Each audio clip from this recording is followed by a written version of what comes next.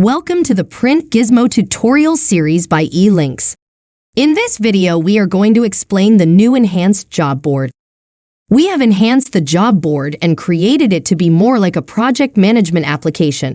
The job board is created dynamically. That means, for example, if within your production process flow, you may have certain processes or departments. Let's see how the Cs are created in PrintGizmo dynamically.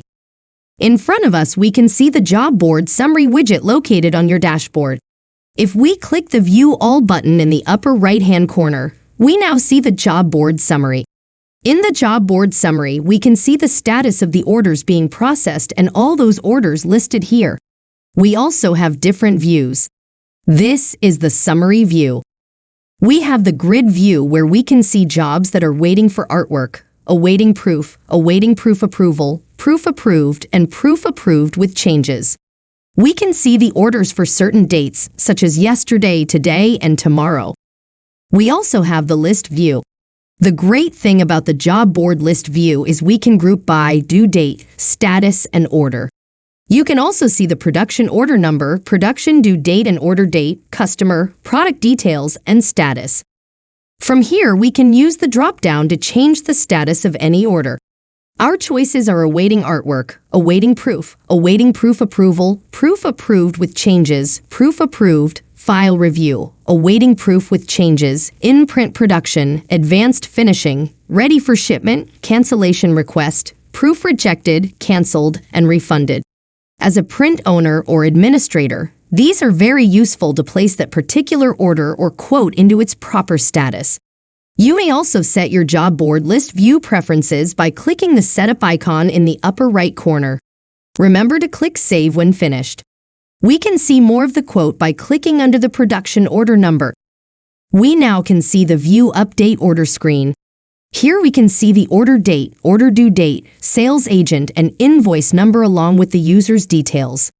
Moving down, we have the View Orders tab, which gives us the order product details, shipping and billing address, payment and shipping, and then the order history. The next tab is the Update Order Product.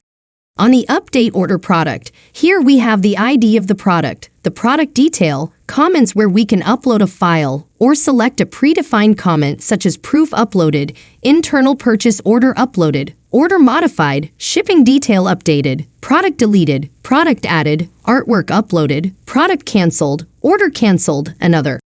Next is the Status and Remarks section.